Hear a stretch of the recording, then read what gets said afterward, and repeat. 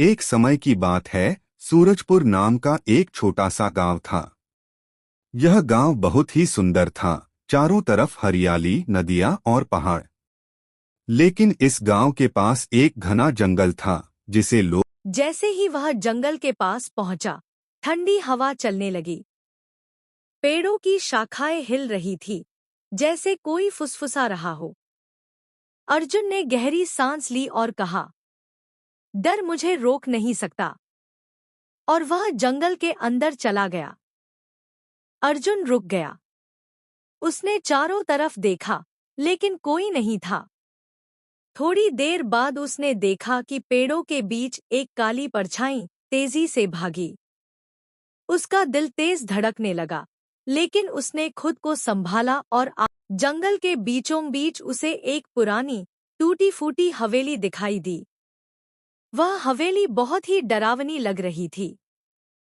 अर्जुन धीरे धीरे अंदर गया। जैसे ही उसने दरवाजा खोला, अर्जुन ने पूछा, मैं तुम्हारी मदद कैसे कर सकता हूँ? आत्मा बोली, इस हवेली के नीचे एक गुप्त तहखाना है। वहां एक जादुई पत्थर रखा है। जब तक वह पत्थर नष्ट नहीं, जंगल के बीचों बीच उसे एक पुरानी, टूटी फूटी हवेली दिखाई दी। वह हवेली बहुत ही डरावनी लग रही थी। अर्जुन धीरे धीरे अंदर गया। जैसे ही उसने दरवाजा खोला, चररर की आवाज आई।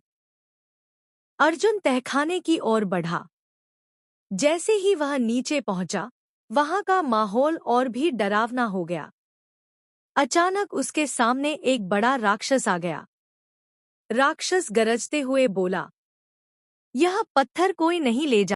अर्जुन डर गया, लेकिन उसने हिम्मत नहीं हारी। उसने चारों तरफ देखा और एक लकड़ी उठाकर राक्षस पर हमला किया। राक्षस बहुत ताकतवर था, लेकिन अर्जुन की बहादुरी के आगे टिक नहीं पाया। काफी संघर्ष के बाद अर्जुन ने राक्षस को हरा दिया। शाप का अंत। अर्जुन ने उस जादुई पत्थर को उठाया और पूरी ताकत से जमीन पर फेंक दिया। धड़ाम! पत्थर टूट गया। जैसे ही पत्थर टूटा, पूरी हवेली हिलने लगी। चारों तरफ रोशनी फैल गई।